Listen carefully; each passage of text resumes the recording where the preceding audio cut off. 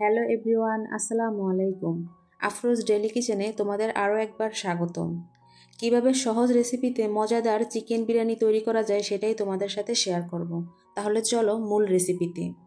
এখন একটা প্যানে নিয়ে নিয়েছি 1 কাপ কুচানো পেঁয়াজ, 8-10টা কাঁচামরিচের ফালি, 2 চামচ রসুন বাটা, 2 চামচ আদা বাটা, দিয়ে দিয়েছি দারচিনি, এলাচ, তেজপাতা, 1 চামচ লবণ, 1 চামচ ধনিয়া গুঁড়া, 1 চামচ জিরার গুঁড়া, 1 চামচ শুকনো মরিচ গুঁড়া, আর এখানে দিয়েছি 1 কাপ দধি আমি আর হাফ কাপ পানি দিয়ে ব্লেন্ড করে নিয়েছি। এখন দিয়ে দেব 1 প্যাকেট বিরিয়ানি মশলা। সবগুলো মশলাকে আমি ভালোভাবে মাখিয়ে নিব। এই মাখানোর কাজটা হাত দিয়ে করলেই ভালো হয়। এখন এখানে দিয়ে দিব আগে থেকে ধুয়ে পানি ঝরিয়ে রাখা মাংসের টুকরোগুলো।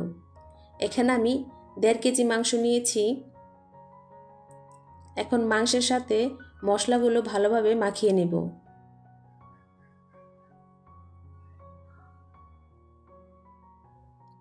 মাখানো হয়ে গিয়েছে। এখন সবশেষে দেব 2 চামচ ভিনেগার। আবার একটু মাখিয়ে নেব। মাখানো হয়ে গিয়েছে। এখন আমি এটাকে ঢাকনা দিয়ে রেখে দেব রেস্টে 2-3 ঘন্টার জন্য। এখন আরেকটা প্যানে দিয়ে দিয়েছি 1 কাপ সয়াবিন তেল, 1 কাপ পেঁয়াজ কুচি। পেঁয়াজটাকে আমি বাদামি করে ভেজে নেব। বাদামি করে ভাজা হয়ে গিয়েছে। এখন এখান থেকে পেঁয়াজগুলো আমি তুলে রাখবো।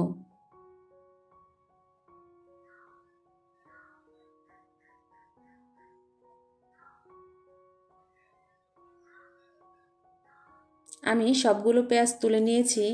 এখন এখানে দিয়ে দেব আরেকটু তেল। এটা আমি রান্নার সয়াবিন তেলটা নিয়েছি। এখন এখানে দিয়ে দেব ম্যারিনেট করে রাখা মাংসগুলো।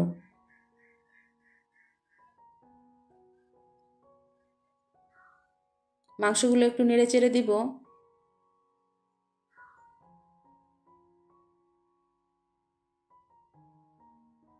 এই মাংসগুলো কষানোর জন্য কোনো পানি দেওয়ার প্রয়োজন হয় না। চুলায় হালকা আঁচে কিছুক্ষণ রান্না করলেই মাংস থেকে পানি বের হয়ে যায়। মাংসগুলো আমার কষানো হয়ে গিয়েছে। এখন এখানে দিয়ে দিয়েছি 1/4 কাপ গরু দুধ। গরু দুধটাকে মাংসের সাথে মিশিয়ে নেব।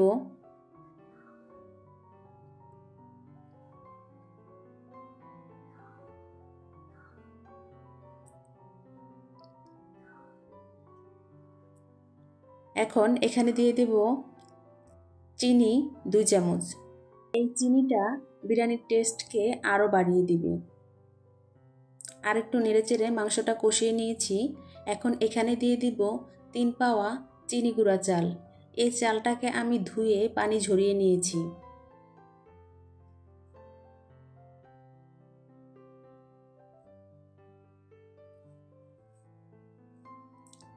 এখন চাল এবং মাংসকে অনেকক্ষণ ধরে হালকা আঁচে আস্তে আস্তে ভেজে নিতে হবে। এই পর্যায়ে চাল আর মাংসটা যতক্ষণ ভেজে নেওয়া যায় ততই ভালো, বিরিয়ানি ঝরঝরে হয়।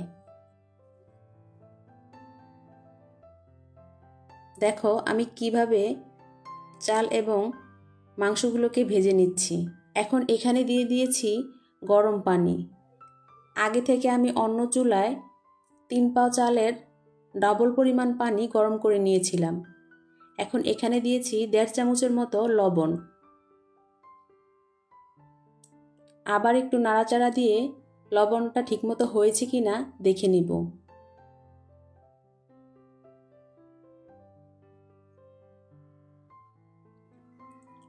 এখন দিয়ে দিব 4-5টা কাঁচামরিচ। এখানে আমি 4-5টা আস্ত কাঁচামরিচ দিয়েছি। ঢাকনা দিয়ে কিছুক্ষণ হাই হিটে জাল করব।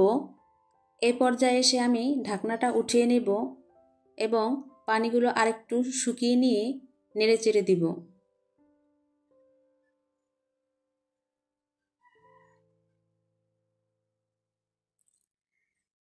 এখন এখানে দিয়ে দেব যে পেঁয়াজের বেরেস্তাগুলো আমি উঠিয়ে রেখেছিলাম ওই বেরেস্তাগুলো। এখন দিয়ে দেব কিছু কিশমিশ। তারপর দিয়ে দেব 2 টেবিল চামচ ঘি।